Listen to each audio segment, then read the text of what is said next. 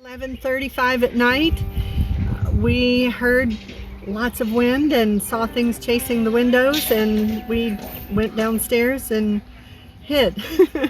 When we saw the property the next morning, it was pretty scary, actually, that everything was down. The amount of trees that were down were unbelievable. I'm Daniel Griesbeck, working with the Sirens Project. I'm on the board of the Sirens Project. Today we came up here to Hamilton County. We worked at one house earlier, an elderly couple.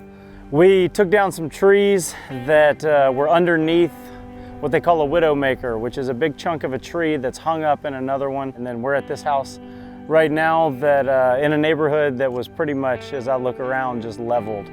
And we spent the last couple hours here cleaning up off the creek. Got a lot of work done.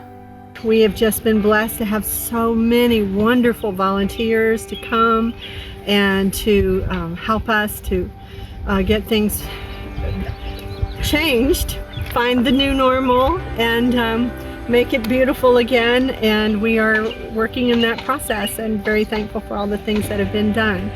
Highlights of this trip so far have really just been an opportunity to serve an area that's special to me. Being from Tennessee, it means a lot to come back home to Tennessee to do work, to help people here.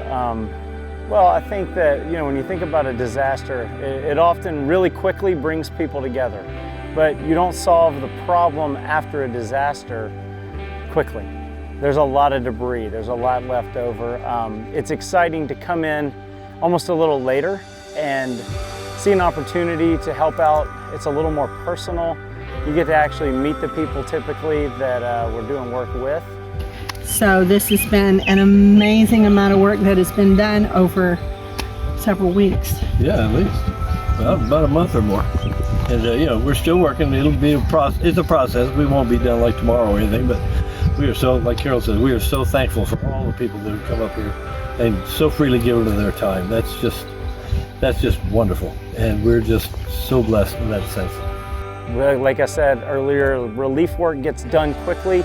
A lot of it's like the emergency stuff gets done, and then there's long-term stuff that really needs long-term work. We always need volunteers to help try to put this together. I mean, yesterday we were one of a single crew that volunteered up here a month and a half after the storm. So there's plenty of time always yet after a tornado. So when you hear of this stuff coming, when you hear of this stuff happening, if it didn't directly affect you, go see who it did affect and see if there's a way to help.